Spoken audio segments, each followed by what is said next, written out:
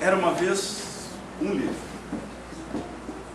Era um livro que, como todos os livros, tem um valor que extrapola aquilo que aparentemente se apresenta como o objeto do livro, e que os menos avisados não se dão conta dessa capacidade. Mas aquele livro, às vezes, me assustava. Não que fosse um livro feio, não é desse medo. Era o livro em si. Era assim o que acontecia quando eu o folheava. Um misto de temor e de curiosidade. No início não me dei conta. Não fazia correlação entre o que acontecia e o fato de eu ter manuseado o livro.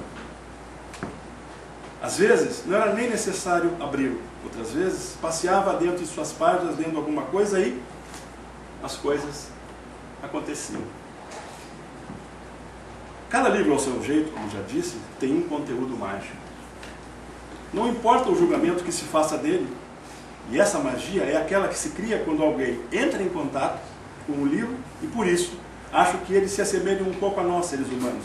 Temos cada um de nós também o seu significado e a razão de ser. Mas aquele livro era mais mágico do que qualquer outro que eu tinha encontrado. Pois coisas aconteciam relacionadas com ele. Às vezes não estamos preparados para receber aquilo que os livros têm para nos ofertar. O simples fato de manuseá-los, sem sequer abri-lo, despertam coisas que nem percebemos. Por isso, é bom tomar cuidado com os livros, pois deles podem vir coisas que nem sequer podemos imaginar. Nem sei se lembro como reconheci a capacidade daquele livro, e acredito mesmo que não descobri, e sim que ele se descobriu para mim. Mas voltemos ao livro, que é o que mais interessa, e basta de considerações filosóficas, que só leva a mais e mais perguntas, sem resposta ou solução. Dava a impressão de ser um manual de sortilégios, com sua capa grossa e dura, numa cor escura e indefinida.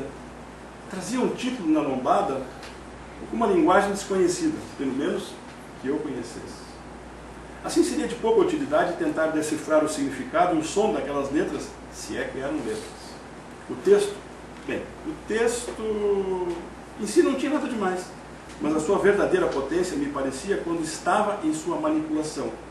Aquele livro tinha vida, ou melhor, trazia vida a quem o manipulava. Foi difícil fazer essa relação, mas devagarzinho, pela quantidade dos eventos e as relações de sincronicidade entre o contato com o livro e os acontecimentos e os fatos que sucediam, comecei a me dar conta que o livro, de certa forma, influenciava o que acontecia comigo. Como se aquilo que eu lia tivesse alguma relação direta do texto com o que me acontecia. O certo é que eu não tinha nenhum controle disso e procurei ficar atento para os acontecimentos. Nem sabia bem como aquele livro tinha vindo parar na biblioteca, se eu havia ganho de um presente de alguém, se fazia parte do acervo dos livros da família, ou se tinha sido de algum conhecido que o esquecera ali e ele decidia ficar acomodado na prateleira. Sim, porque os livros também têm vontades. Mas quem sabe o tenha comprado num sebo.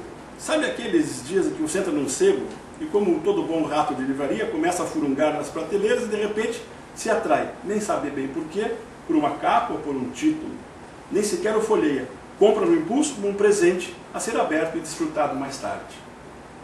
Acho que essa alternativa faz mais mérito àquele livro. Comprei e esqueci dele. Mas, pelo ver, ele não se esqueceu de mim.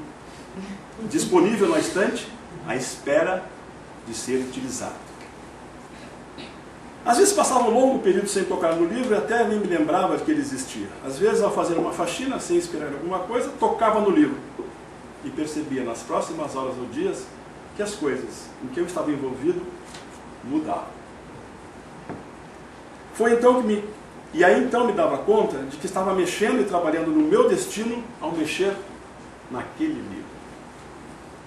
Procurei verificar se eram as figuras que me influenciavam numa espécie de sugestão subliminar que atuasse na minha conduta, mas às vezes eu nem sequer precisava abri-lo.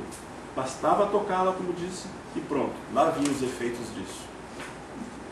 E quando falo de coisas que aconteciam, nem sempre eram coisas notáveis, mas às vezes sim.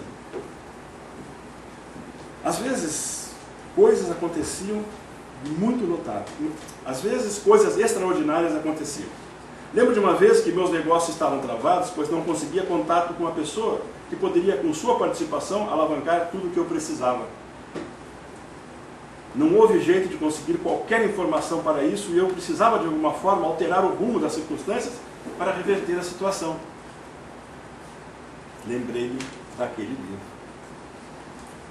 Busquei-o com uma mistura de fé ansiosa e descrença racional, pois me parecia uma tarefa demasiada para a capacidade de um livro.